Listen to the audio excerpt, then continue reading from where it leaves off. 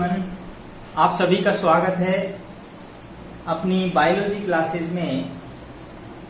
जैसा कि आप जानते हैं, हमने मानव में केमिकल कोऑर्डिनेशन किस प्रकार होता है और विभिन्न अंतःस्रावी ग्रंथियों द्वारा शरीर की जैविक क्रियाओं का नियंत्रण किस प्रकार से होता है, ये सीरीज में पूरा हम डिटेल से पढ़ रहे हैं।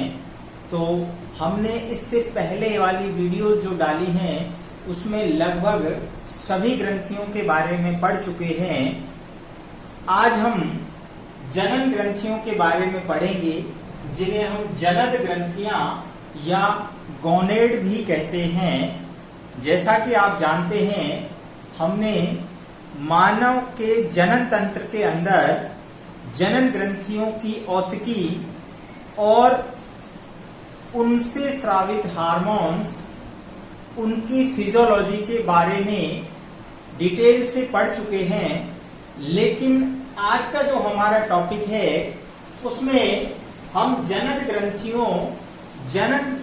ग्रंथियों से स्रावित हार्मोन और वो भी अंतःस्रावी ग्रंथि के रूप में, अर्थात जनन ग्रंथियां अंतःस्रावी ग्रंथि के रूप में किस प्रकार बिहेवियर करती है, उससे रिलेटेड होगा आज का हमारा टॉपिक। तो आज हम इनकी संरचना को नहीं पढ़ेंगे, बल्कि इनसे स्रावित हार्मोन और उनके प्रभाव से बॉडी पर क्या इफेक्ट आता है, उससे संबंधित चर्चा करेंगे। तो शुरू करते हैं। जैसा कि आप जानते हैं, मानव के अंदर दो जनन ग्रंथियां होती हैं। नर के अंदर नर जनन ग्रंथियां, जिन्हें हम मेल गोनेड्स कहते हैं, जबकि फीमेल्स के अंदर फीमेल गोनेड अर्थात मादा जनन ग्रंथियां होती हैं। नर जनन ग्रंथि वृषण होती है, जबकि मादा जनन ग्रंथि अंडाशय या ओवरी होती है। तो शुरुआत करते हैं। आज का हमारा वीडियो नर जनन ग्रंथि अर्थात मेल गोनेड, जिसे हम वृषण या टेस्टिस कहते हैं। तो वृषण के बारे में हम जानते हैं। स्थिति की बात करें तो ये नर में एक जोड़ी उदर गुहा के बाहर वृषण कोश में स्थित होती है। ये हम ऑलरेडी पढ़ चुके हैं। आपने अगर पिछली वीडियो हमारी नहीं देखी है तो मानव में जनन ग्रंथियों की पूरी डिटेल से हमने औतकी विद डायग्राम पूरा हमने बताया है। आप वहां पर प्ले लिस्ट में जाकर पूरी वीडियोस को देखिए। प्रकृति की जब हम बात करें तो ये अंतःस्रावी ग्रंथि की तरह काम करती है और यही पार्ट हमें इसका आज पढ़ना है। और वैसे भी हम जानते हैं ये प्राइमरी जनन ऑर्गन भी होते हैं, यानी प्राइमरी सेक्स ऑर्गन भी कहलाते हैं। स्रावित हार्मोन, यहां से हमारा सबसे जो इम्पोर्टेंट पॉइंट, यहां से आज के टॉपिक में जो हम बात करेंगे वो यहां से होता है शुरू। यानी कौन सा हार्मोन स्रावित होता है, तो हम जानते हैं नर जनन ग्रंथि वृषण से एंड्रोजन्स हार्मोन स्रावित होते हैं। एंड्रोजन्स एक ग्रुप ऑफ हार्मोन है जो कि स्टेरॉइड प्रकृति के होते हैं। इनकी प्रकृति कैसी होती है? स्टेरॉइड प्रकृति। हम जानते हैं हार्मोन स्टेरॉइड प्रकृति के होते हैं, प्रोटीन प्रकृति के होते हैं, ठीक है, और भी कई प्रकृति के होते हैं जो कि हम पिछली वीडियोज में आपको बता चुके हैं। तो स्टेरॉइड प्रकृति के हैं। और इसमें अगर हम एग्जाम्पल की बात करें, एंड्रोजन्स में मुख्य रूप से जो होता है, जो आप पहले से पढ़ते आ रहे हैं, टेस्टोस्टेरोन, एंडोस्टेरोन, और एक और होता है जिसे DHEA यानी डिहाइड्रो एंडोस्टेरोन, एंडोस्टेरोन। तो यहाँ पर मुख्य जो हार्मोन है वो टेस्टोस्टेरोन होता है और एंडोस्टेरोन। तो बात करेंगे हम यहाँ पर ये हार्मोन क्या प्रभाव दर्शाते हैं। यहाँ पर नोट करने वाली जो बात है, एंड्रोजन्स को पौरुष विकास हार्मोन भी कहते हैं। ध्यान रखना, पौरुष विकास हार्मोन का अर्थ हुआ यानी पुरुष से संबंधित, मेल से संबंधित जो लक्षण और विकास डेवलप होते हैं वो इस हार्मोन पर ही डिपेंड होते हैं, इसलिए इसे हम पौरुष विकास हार्मोन भी कहते हैं। अब बात करते हैं इनके कार्य की। तो क्या फंक्शन करते हैं ये हार्मोन? तो मुख्य रूप से हम जानते हैं, सबसे पहले हमने बात की यह है शुक्र जनन यानी स्पर्मेटोजेनेसिस। स्पर्मेटोजेनेसिस क्रिया का नियंत्रण करते हैं। स्पर्मेटोजेनेसिस हम प्रीवियस वीडियोस में पढ़ चुके हैं। स्पर्मेटोजेनेसिस का नियंत्रण करेंगे, साथ ही साथ नर में द्वितीयक लैंगिक लक्षणों का विकास करते हैं, यानी सेकेंडरी सेक्सुअल कैरेक्टर्स के डेवलपमेंट के लिए जिम्मेवार हैं। जैसे आप जानते हैं दाढ़ी मूंछ का आना, ठीक है, आवाज भारी होना, बियर्ड वगैरह जो आती है, चेहरे पर मूंछ आती है, आवाज भारी होती है मेल्स के अंदर, उत्तेजनशीलता, एग्रेसिव बिहेवियर ये बहुत इंपॉर्टेंट है, जिसके बारे में हम आगे बताएंगे कि इसको कैसे नियंत्रित करते हैं। एग्रेसिव बिहेवियर, इसके अलावा और भी बहुत होते हैं, कंधों का मजबूत होना, मांसपेशियों का बलिष्ठ होना, ये सब मेल्स के अंदर होने वाले, जो प्रकट होने वाले सेकेंडरी सेक्सुअल कैरेक्टर्स हैं, जो एक निश्चित एज में, जो प्यूबर्टी एज आती है, जैसे लगभग 12 से 13 वर्ष की आयु के अंदर ये जो लक्षण है वो प्रकट होते हैं। नेक्स्ट हम बात करते हैं लैंगिक सहायक ग्रंथियों का नियंत्रण तथा उनके विकास को प्रेरित करता है। सहायक ग्रंथियां कौन सी होती हैं? शुक्राशय, सेमाइनल वेसिकल, प्रोस्टेट ग्लैंड, जो है वास डिफरेंस, शुक्र वाहिनियां एवं यूरिथ्रा, मूत्र मार्ग, ये सभी सहायक जनन ग्रंथियां भी इस हार्मोन के द्वारा ही डेवलप होती है, इनका जो है विकास होता है। अगर ये हार्मोन सीक्रेट नहीं हो तो इन सब का विकास बाधित हो जाएगा, ध्यान रखना, बाधित होगा। तो कुल मिला के हम कह सकते हैं ये लैंगिक व्यवहार का नियंत्रण भी करता है, यानी जो लिबिडो स्टेज होती है मेल्स के अंदर, जिसको हम लिबिडो स्टेज कहते हैं, उसका भी कंट्रोल करता है, जो है उसका नियंत्रण करता है। तो एंड्रोजन्स हार्मोन जिसमें टेस्टोस्टेरोन है, ये सभी फंक्शंस को मेंटेन करता है, नियंत्रित करता है। आगे हम यहाँ देखते हैं टेस्टोस्टेरोन का स्राव, ये भी एक महत्वपूर्ण पॉइंट है।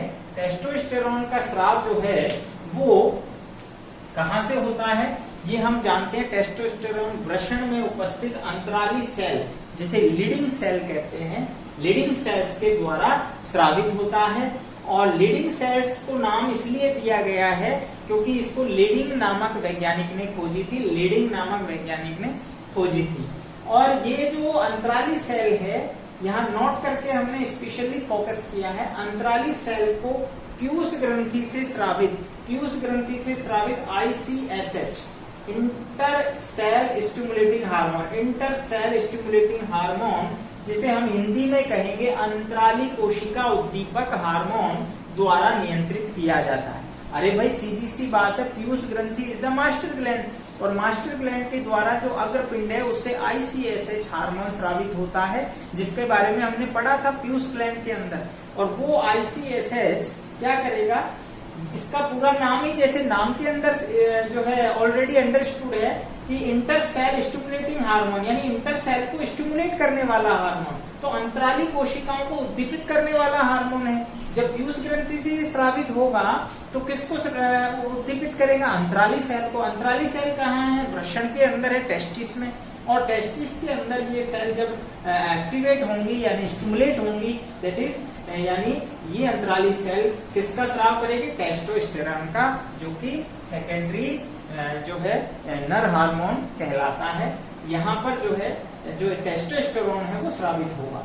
आप जानते हैं वृषण की हमने अनुप्रस्थ काट देखी, तो मैं आपको जरा थोड़ा सा ध्यान दिला देता हूँ कि हमने वृषण की जब अनुप्रस्थ काट देखी तो ये शुक्रजनक नलिकाएं दिखाई देती हैं, और शुक्रजनक नलिकाओं में स्पर्मेटोजेनेसिस की क्रिया होती है, राइट। स्पर्मेटोजेनेसिस की क्रिया प्रत्येक शुक्रजनक नलिकाएं, रेता नलिकाएं, या जिसको सेमिनिफेरस ट्यूब्यूल कहते हैं, उनके अंदर होती है। अब इनके बीच में, यहाँ बीच में आप देख रहे हैं दो जो है शुक्रजनक नलिकाओं के मध्य में ये गोलाकार इस प्रकार से जो है क्या होती हैं, कोशिकाएं होती हैं। इन्हीं को हम अंतराली सेल कहते हैं, क्योंकि अंतराल के अंदर होती हैं। ध्यान रखना, अंतराल के अंदर है, इसलिए इन्हें अंतराली सेल कहते हैं। तो अंतराली सेल जो है वो टेस्टोस्टेरोन का स्राव करती है, जो कि द्वितीयक लैंगिक लक्षणों के लिए या पौरुष विकास हार्मोन के रूप में कार्य करता है। तो ये बहुत ही यहाँ से जो है क्वेश्चंस दोनों जगह इंपॉर्टेंट है, वहां भी हमने पढ़ा था नर जनन ग्रंथियों में और यहाँ भी। तो ये जो था वृषण और टेस्टिस से स्रावित नर हार्मोन के ऊपर था। अब यहाँ पर जो एक पॉइंट हमारे से पूछा जाता है, कई बार क्वेश्चंस बनते हैं, जनद नाशन, एक टर्म्स होती है जनद नाशन या बंधियाकरण, इसको इंग्लिश में हम कैस्ट्रक्शन कहते हैं, कैस्ट्रक्शन।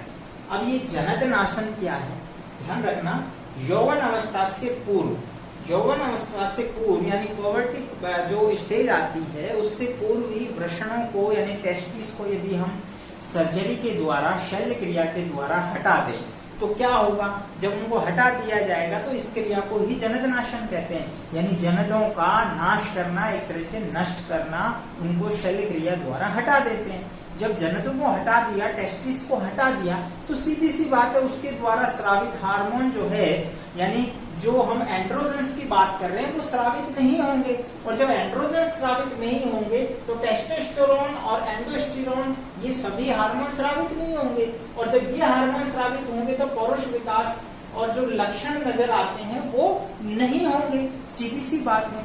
तो ऐसे में क्या होगा, ऐसे में क्या होगा, द्वितीयक लैंगिक लक्षण प्रकट नहीं होंगे। अब द्वितीयक लैंगिक लक्षण प्रकट नहीं होंगे तो प्राणी कैसा हो जाता है, एक बंध प्रकार का होगा, यानी उसमें ना तो प्रजनन की क्षमता होगी, ना तो उसमें शुक्राणु का निर्माण होगा, स्पर्मेटोजेनेसिस नहीं होगी, और उसका व्यवहार एकदम सरल होगा, सरल व्यवहार होता है। कारण यहाँ हमने कहा उत्तेजनशीलता होती है, अग्रेसिव बिहेवियर, तो वो नहीं होगा। अब बात आती है कि आखिर इसकी जरूरत क्यों पड़ी, क्वेश्चन अराइज होता है कि आखिर जनद नाशन, कैस्ट्रक्शन की हमें क्यों आवश्यकता पड़ती है। तो महत्व, ये सबसे जरूरी है कि इसका महत्व क्या है, सिग्निफिकेंस। तो ध्यान रखना, ये मानव के अंदर नहीं होता है, सामान्यतः ये जो प्रक्रिया है ये हम पशुओं के अंदर करते हैं, पशुओं के अंदर या पक्षियों के अंदर करते हैं।